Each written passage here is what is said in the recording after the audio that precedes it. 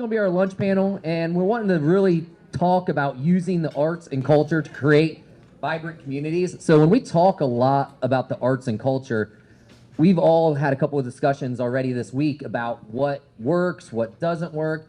And I think we all are under the same understanding that we have a beautiful art community, but it's not being represented as much in our cultures. So in our areas, there's a lot of neat things going on that people don't even know are going on. For instance, before I came here this morning, I was setting up at a craft show because my wife and I make antique candles. And not a lot of people even know those kind of things are going on. So what we wanted to do before we even started, while you guys are thinking, while we're talking, we have note cards on all the tables. And we're really wanting to call it like a call to action, where if you know of something that's going on in our areas and our communities, FAO is really wanting to help and push this forward. So over here on the wall, we have the white paper. Stick it on there, even if it's just a date, even if it's just a title, something that we can Google. That way we can start getting the message out there. So before we started, I just want to make sure you guys knew that. But I will introduce our panel. So our panelists on the end, we have Miss Donna Collins. She's the Executive Director at Ohio Arts and Council. And then we have Mr. Mike Workman, co-founder of Morgan County Fund. Miss Courtney Pepper beside me. She is also a fellow, and she's working a lot in the Coshocton community. And then Professor Kingsley, who's joining us, the Assistant Professor and Chair of Film and Video at the Columbus College of Art and Design. Oh. So I think one of the big things is, when we first started talking, all of us together, we talked about the successes. So I was going to let the two next to me kind of talk. They've had a lot of really neat things going on in Coshocton and McConnellsville. And if any of you guys have been to those communities, you definitely can see a change that's happened, I would say, over the last 15 years in a very positive way. And it's really shaping the culture. So I'll let them tell a little bit about what they are doing and the successes they're having. Okay, so like Zach said, I'm from Coshocton County. Has anyone been to Coshocton County before? Okay, that's good. So Coshocton, if you've been there, you know there's kind of a divide on the bridge. So the one side is the historic Roscoe Village, and then the other side is like downtown Coshocton. And the culture there are two totally different places. So in Roscoe, if you've been to Roscoe, they're really holding tight to that Appalachian culture. So there's like a leather shop, a blacksmith shop. They do pottery there. They do historic tours all the time, really holding on to that rich like canal town history. And then across the bridge, the work that I'm doing with Our Town Coshocton is really trying to revitalize downtown, make it maybe a little more modern, make it a little younger. So my work with Our Town Coshocton has been with all their different revitalization projects, but specifically we've been working on the summer concert series. So every summer they have 3 big name. This summer we've done tribute bands, but in the past, like Ernest has been to Coshocton, and it's a totally free concert for the public, and it's been huge to bring tons of out-of-town people there. And then our restaurants and shops will have like big days. They'll set up tents outside. So it's a really good day for the whole community. Tomorrow, after you leave here, Coshocton's only about 35 minutes away. We have our summer concert, our last one. Any Tom Petty fans in the house? Yeah, so it's a Tom Petty tribute band tomorrow at 3 o'clock on the Court Square, totally free, bring your chair. So it's exciting. And then we have our Triple Locks Theater. I'm going to put a plug in for another fellow. So Samantha, who was up here, she is a big player in the Triple Locks Theater. There she is. And so she is in a play, Jekyll and Hyde. So if you're not doing anything in October, I'll be there October 18th, but we have a little theater that has a big presence in our community. So just trying to bring some of those different things that other big cities might have in our little community. Thank you. And then you guys add in at any time, but you mentioned on the youth, getting youth involved. And that's one of the things we've noticed, and when we all started talking with the arts and culture, is that it's still being really driven by our older generations, and we're not really listening, embracing the younger generations. And that's where the Coshocton really was showing it. But Mike and I talked about the youth in McConnellsville and how it's really letting them kind of take over. And I'll let him share a little bit about that. Okay, thank you, Zach. Can you hear me, everybody? Who's been to McConnellsville? Anybody? That's more than we have in residents in the whole town.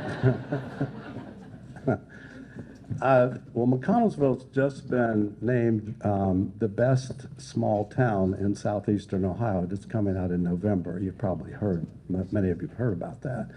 And the reason for that is the people there. It's not a matter of money. It's not a matter of buildings. It's not a matter of economic development. It's a matter of simply people. And what we've done, we've been able to do in our county is turn the leadership over to our millennial group people. And they have really taken root and taken the reins. And so many towns and villages, and we're a village, by the way, not a town. Maybe one day we'll be a town.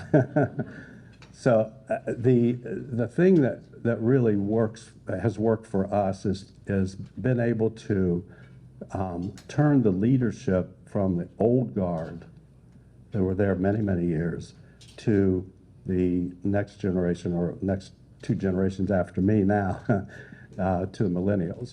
And they have really taken root in not only arts and cultures, but community development and arts, yes, culture, yes, but moreover, it's a wider way of thinking that this is our home, this is our roots, and they have that feeling. And arts and culture can't be measured just in terms of dollars and cents. For any of you who are going to be working with people in your communities, don't look at it as building buildings and built capital. It's building your human capital. So we emphasize things like, we go to CIC, for instance, and talk to that group some time ago. And I asked the group, you go uptown, you go to the corner there to cross the street, and how many times have you stood there waiting for the light and a child has been there waiting beside you? And the answer was, well, we do it all the time. Well, how many times have you said hello to this child? How many times have you engaged this child? How are you doing in school? What's going on? Or have you stood there and waited for the child to engage you? Well, you know what's going to happen then is nothing. So we need to be ambassadors. Every one of us in our community has to be an ambassador to reach out and help our young people, help our visitors, help anyone. It's all about that human interaction. That's what builds a community more than anything I've found. That's it. So you did mention it's about the heart. It's not always about the money, but money always is the power that drives things. You got to move the cheese to move the mouse. And we was talking about that and trying to figure out ways that communities can work together. And then I guess that kind of comes in where you guys are at and having a little bit of that information that can help get these things going. Donna, you want to take the reins on that one? First of all, how many of you here pay taxes in the state of Ohio? Y'all better be raising your hands. Thank you, because your tax dollars are at work in our state. So we are in our biennial budget, $49 million, $49 million that we distribute in grants funding across all 88 counties. I know there are at least 2 grantees in this room right now. Raise your hands. There they are. Anybody else a grantee other than the 2 I know personally now, I've met and talked with? You are all leaving money on the table. You're all educators, right? Or administrators? We have grants for you. You could have an artist in your classroom a day or 2 a week for the whole school year. No match grants that pay artists a living wage. $350 a day for each day they're in your classroom. Now you have to remember when you're going, I don't make that much. They're paying all their taxes and they're paying for their own health care out of that amount of money. The grant application process is pretty easy, and I have staff who will help you. If you want to take your kid on a field trip, your kids, and you're going to go to the museum or to a concert or to a dance performance, we can help you with money for gas for the bus and pay the bus driver. We can't pay for tickets.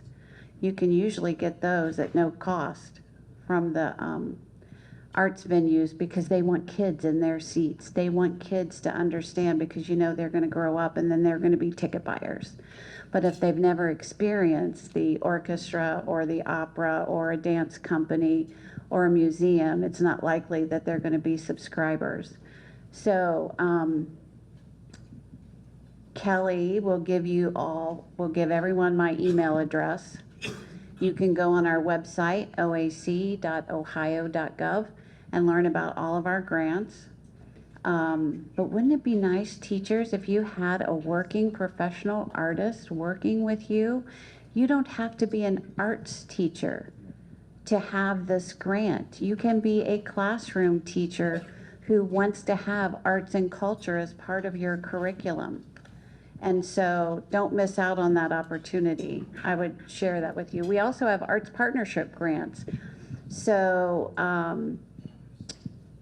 if Cole wants to work with the local library and a for-profit company, together they can design a program, implement it, and it's a 2-year grant, up to $25,000 each year.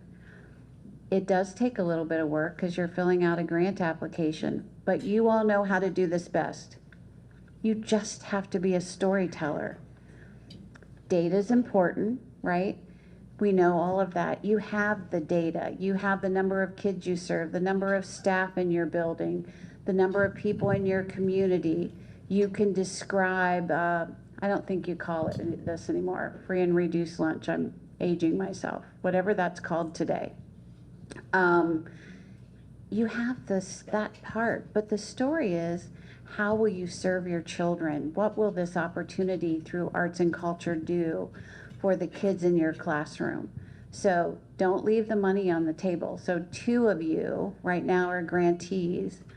All of you could be grantees. I can't even give the school bus money away. Okay? So 5 classrooms in the same school can apply. 1 classroom, 1 teacher can apply for the grant. So the 2nd grade wants to go and the 4th grade wants to go. We can do that. I could go on and on about these programs, but I will share with you that there are also folks who want to help you be successful as classroom teachers, as administrators, to make what's happening in your community go farther. Fair enough? Yeah, okay. So now we talked a little bit about the money, but I think you brought up a good point about inclusion. Including people, encouraging artists. It's one of those things, it's almost like if we could use the same blueprint the FAO is using for us as educators, for our artists and for our culture, I really think this grassroots movement can really work. And I think that you can help us out a little bit talking about the inclusion and getting people passionate and getting them out there. Right. So I would like to go back to what Mike said as far as when you see the young folks or a child, how you interact with them. What we are doing is always encouraging our students to get involved in the arts, going outside of the 4 walls of the institution.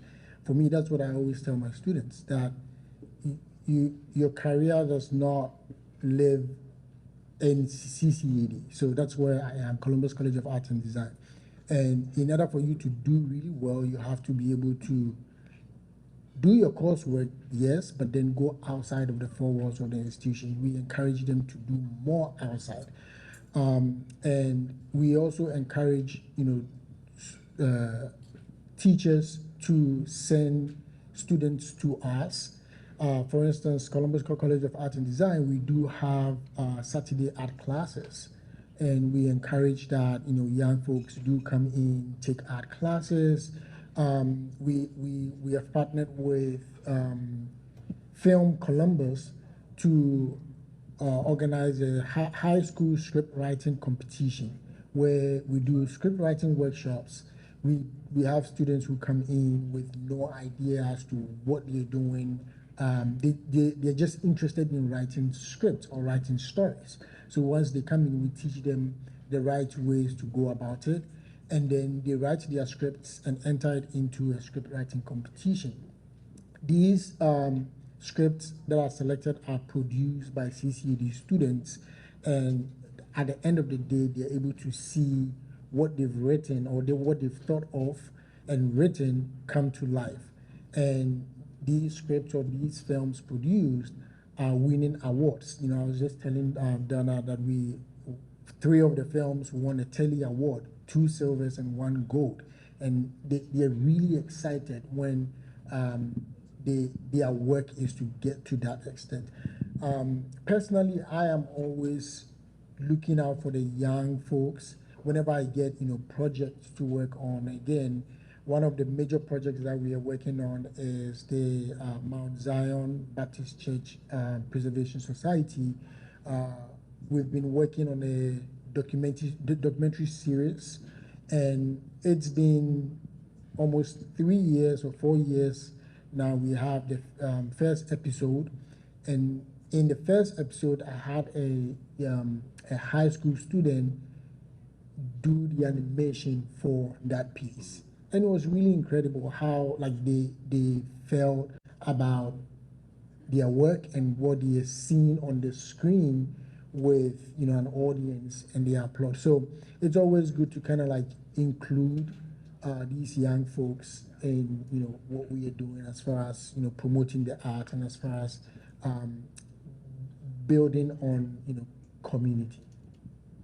I think one of the big things we've noticed too, and that was why we brought up the Post-it notes, and it really aggravates. I used to work at the Wilds, and we were really proud about who we were, but we always referred to ourselves as a hidden gem.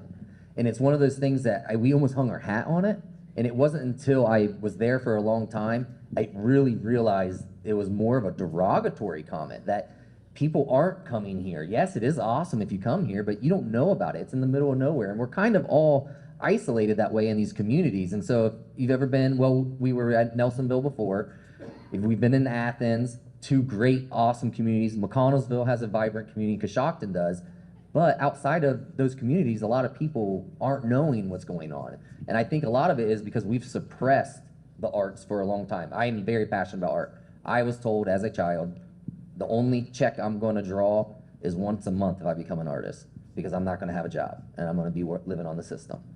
I got offered a scholarship to go to Pennsylvania Art and Culinary School. Didn't even open it, and it was going to pay for my first 2 years of college because I just didn't think there was careers there. And that's what I was being told at home. That's what I was being told by teachers.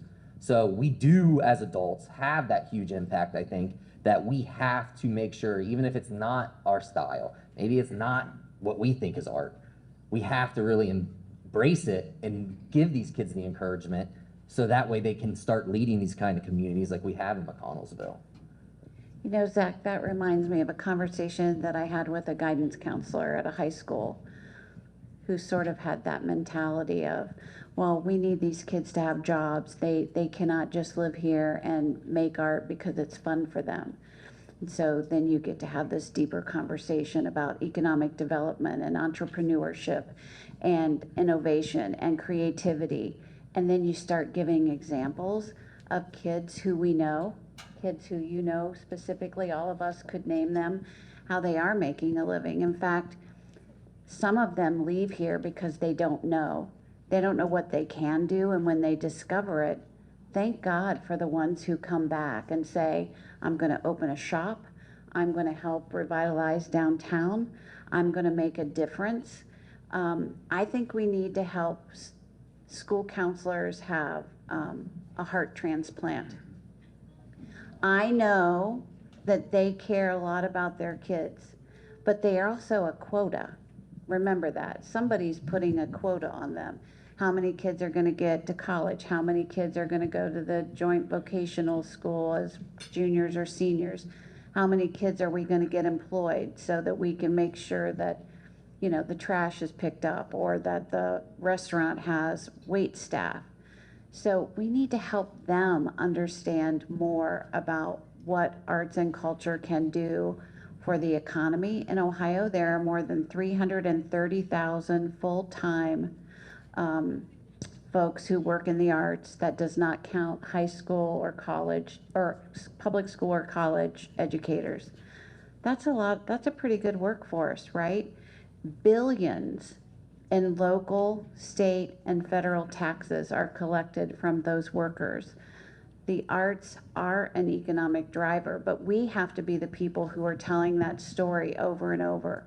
FAO does that really well. I think the Ohio Arts Council does it well. I think our local community foundations are doing that as well, because FAO is feeding them the information they need and helping to educate them. And so we have to be appreciative of that. And we also have to, the last session we were in, what a great job. I learned some stuff. I've been doing this a long time. Thank you. But all those strategies can also be transferred to your school. All those strategies about getting money for a project, work your principal. Sorry, principals. Work your superintendent. Where you're able and won't get yourself in trouble, work the school board, right? Because it's just a different budget. Same process can work, right? And convince them. I think there's a lot that we can do for young people, and it starts with Bob Winters. If you're from the OU area, will remember Bob Winters. He was a theater person, and he was also a great advocate for the arts. And he and my grandma used to have the same saying. I think it comes from the Bible, from Matthew, but they both twisted it a little bit. Where two or more gather, right? So we just need, each of us just find one more person to help us tell the story, to tell the facts, to say, we want to change that storefront. We want to get the owner who's barely paying the taxes just to let us put art in the storefront. It just takes two of you, right, to gather and make a difference. Courtney, can I ask you a question? How did you get started with your downtown revitalization? Like, what was the impetus beyond your own core value about it? Well, so I am a school counselor. Okay, Courtney, do we need to hire you to go work with your peers? Can we give her a new project for this last year? Well, I'm taking notes. I'm like, okay, when I get back on Monday, I'm going to call you and set up a college visit. I'm going to call you and get fussing. So I got started with Our Town Coshocton because I work with my students, and some of you have heard me say this over and over again, but I was one of those students that I continue to work with that says, when I graduate, I'm going to get out of here. And that was my goal. And just like my classmates, that's what my students say. I'm not coming back here. I'm not living here. We want to go to Columbus. We want to get out. And then that doesn't happen for some of them, or it becomes they go out and then they come back. And it's almost looked as like a last resort to live in our area. I will be honest, that's how I felt when I was a high school student. And now my husband and I, we actually never left. We stayed and we've settled and we have these roots. And so I wanted to be a part of Our Town Coshocton because I want a better place to live, but I want it to be my students' first choice and not a backup plan. That's really beautiful. Thank Donna, you. I have a point on that too, that going on what you're talking about. We have a fund that we set up through our Morgan Community Fund. It actually came from our junior golf program years ago. And that money is set aside to send our kids and students away. Because there's an iron curtain around a lot of these little burgs that you're very familiar with. You have to get these kids, your kids, beyond that iron curtain and have them experience something outside the place they live. And by doing that, send them to, I don't care what the event is, we really don't. If it's a sporting event, if it's a cultural event, an arts event, it really doesn't matter. We have to get that experience level up in our young people. And they already know that where their roots are. And the people who are planted in your communities, each one of your communities, most of these people feel that these are my roots. This is where I want to come back. yes, maybe I want to go away for a while to Columbus, but eventually roots will, it's a magnet. They'll be pulled back. And the more experience they have from the outside, the more experience they can bring to your little community. And another thing is, how big is big? You know, we as economic developers tend to measure things in terms of dollars and cents and numbers. But here is a point that each one of you people can do this when you go home. You can encourage a person in your community to walk your streets, take them up and down the street, get them that experience, introduce them to people, have your people come together. And you can take this in little bits and pieces at a time. One person at a time can make a big difference in your community. So it doesn't have to be a mass effort. Just focus on the things that you can do, and those can be the most effective things that'll come your way. And a little bit on that. Interestingly, Athens, Ohio is my roots. Yeah, I know a few of you are like, cut that crap. I'm originally born and raised in Ghana, West Africa. But I'll say, you know, I'm saying my roots, Athens, Ohio, because that's where I did my master's degree at Ohio University. And for some reason, at some point in my education, I felt like I wanted to go out of Athens. I was like, you know, there's not much here. I want to go somewhere else. So I was like, I'm going to Columbus. So I moved to Columbus. My thesis year wanted to connect more with, you know, art, you know, filmmakers in Columbus. But for some reason, I will go to Athens at least once a week. I'll just drive down there once a week. It was so beautiful. Like I'll go to the Hocking Hills, and I'll just go find somewhere to sit out there and then think and write my script and stuff. It kept pulling me back. Interestingly, all the major projects that I'm working on now are based in Athens or are inspired by folks in Athens. I saw Tom O'Grady's name on her, yeah. So with the Mount Zion Baptist Church project that we are working on, that is Black Wall Street, Athens. We have the episode 1. We are working on episode 2 right now. We interviewed Tom, and through that interview, another project came up. Tom has been researching on Levi Schofield's work. Levi Schofield is an architect who built the asylum in Athens. And that is a project that I'm currently working on, researching extensively on. And I'm like, how are all these projects, you know, coming to me? So I feel that connection to Athens. Of course, I feel that connection to my roots, which is Ghana.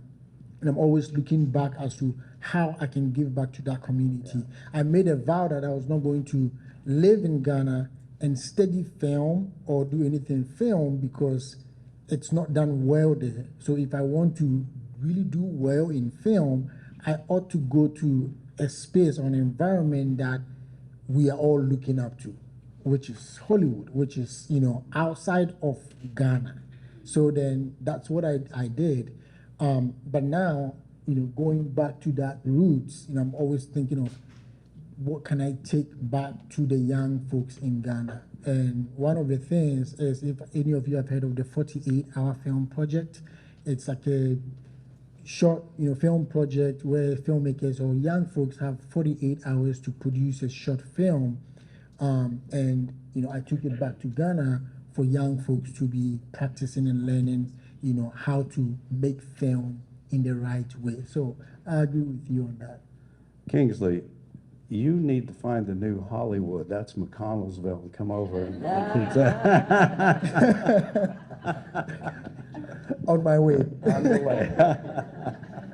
So I guess now you've mentioned roots a lot, and then I guess I had a hard time with this, and it wasn't until the other night when I was thinking about doing this talk. the separation of the arts and culture and how I always just kind of lump them in together. But how, I guess I'm asking you guys this, but how does culture develop the arts? I mean, it's a reflection of the community, it's a reflection of traditions, it's a reflection of customs, and I mean, obviously Appalachia family is very important, and we are important in our arts, but like how are we as a community able, we've talked about encouraging it, but what are the things that have to happen in your community and your culture for the arts to prosper? I can take the lead on that Okay. one. We're an agrarian community, many, just like most of southeastern Ohio is. And we have people out in the farms and the edge of the county who do art and do crafts. These are crafts. Now, it depends on how you want to define art, but crafts to me are art. They're a creative piece where you might take an old tailgate from a truck and make a bench out of it. Well, is that art in a Hollywood sense? No. But is it an art in that person's mind? You bet. And we have a lot of that in Morgan County, and you have a lot of it in all of these little counties here. So we have one entrepreneur. We're very entrepreneurial in our community. And we have one lady who started a store several years ago and has expanded it to give little spaces to all of these people who want to sell their goods or show their goods in her store. I think it's around, she probably has a couple thousand square feet in that neighborhood. And it's a busy little place. And people come around and they see all these little tchotchkes and crafts and that. Well, I define that personally as a creative effort, and it should be recognized, and it should not be judged on the rest of the world. It should be judged on that person's ability at the individual level. But also what I'm noticing is people will come and they'll see something they identify with. These are travelers, people coming into town. Oh, I love that. I love, and that's the trigger right there. When you have at least one other person say, I love that, you're successful. So it just depends on how you want to measure it. But we measure it in small pieces like that. And those small pieces put together add up to a community. And I guess we talked about it in our panel. Donna had an example of working with someone that didn't even realize truly that they were an artist. And if you want to share that, that was a very moving, yeah. I was actually, I want to say this first. So I grew up in Columbus. I went to Columbus City Schools, and I chose to live in Appalachia, just so you know. Yes. I was coming down 33 actually to meet Bob Winters for a meeting, because when Bob called, you just go, because he had a lot to say. And I learned something. But along the way, there was a wood carver on the side of the road. And this was years ago. And he was carving pretty big sized bears, but there was a small bear. And I thought that my mom would love to have that. So I pulled over and engaged in a conversation. I was curious about why he did, what drew him to becoming a carver, and why was he doing it on the side of the road on 33? Was it safe? You know, I don't know, the things mothers ask people, I guess. And I said, I'm interested in the small bear. And he said, I said, can you tell me the price? And he said, well, what do you want to give me for it? And I was like, oh, here's a conversation we need to have. And I said, well, I have some more questions. Like, how many hours did it take you to carve this bear? It was some enormous amount of time. And I said, what if, you know, how many bears have you carved before you carved this little bear? Hundreds. Is this a side gig for you? You know, is this your full-time job? It was his full-time job. And so I said to him, what if I offered you $20 for the bear? And he said, I'd take it. And I said, no. That is not how this works. And so we engaged in this conversation, And at first I thought if I had been in Columbus and had this conversation, it would have been deemed condescending. And I was woman-splaining to a man about his business. But in this instance, we just had a very genuine conversation about value of time, value of resources, the tools he had to purchase and keep up and maintain to do this work. And so I don't need to tell you what I paid for the bear, but I paid fair market price for the bear. And he invited me to his home. And he said, oh, I'd love for you to meet my wife. So I followed him to his home, and it would break all of our hearts to have seen his home. But he was proud. He had a home, he had a wife, and he wanted me to know that our conversation was important to him. He offered me something to eat, which I would have never taken because I wasn't sure how much food was in the house. But I knew he'd have money to buy food after I bought the bear. I did have a glass of water because it's important when someone offers something and it's not going to cost them something, time, resources, that you're gracious and you take it. And I left there knowing that I was doing the right work, and the stopping on the side of the road is something we would all do most of the time. And that if I lived in Columbus, I wouldn't have had that experience. And I'm so thankful for calling this place home. And because a person who in finances was very, very poor, was very, very talented and welcoming and kind and loving. And I did send somebody to help him like the next weekend to put some prices on the bears. But yeah, so that was meaningful to me. Thank you for remembering that, Zach, and allowing me to tell that. Thank you. No, I found that impactful when you told us that the first time on our meeting. But I think the big thing we have to realize, and we keep talking about, is the embracing of it, the support of it. But also, we do have artists in our community that are very savvy, very economic driven, and we're losing them. The cream's rising. I mean, why would you do a flea market in Zanesville if you could go up to Granville and charge double the price? And we're losing a lot of it. So I think a lot of times we're even misrepresented with our arts because other people are claiming our arts, just like everybody's been claiming everything in Appalachia since the dawn of man. I mean, West Virginia's provided almost all the power and all the money for big corporate, and it's still the third poorest, or no, I think it's second now, second poorest state in the country. It's just because it's taken advantage of and no one's talking about it. So I think that's one of the things I think is really neat with what these guys are doing, because we now are all of a sudden standing up and saying we want to be heard. I mean, the music industry's doing it right now. The Appalachian region is the hottest thing on music right now. Everybody's wanting it. You talked about the truck tailgates. American Pickers was like the #1 reality show forever. And that all they were doing was coming through Appalachia and picking our junk. I mean, it was, and we're starting to become aware of it, I feel like, a little bit. That was art. Yeah. So, I mean, we still have some time, and I think we've all given a little bit of our background, but we wanted this to be a conversation with you guys, not just us talking to you, because we've preached a good bit, I think. But if you guys have any questions, if you guys have any scenarios, like we said, we got the board over here. If you stuck a sticky note on the board and you want to share, or you are a fellow that's doing something in the arts and culture, this is that chance for us to all kind of hear about it and embrace it a little bit.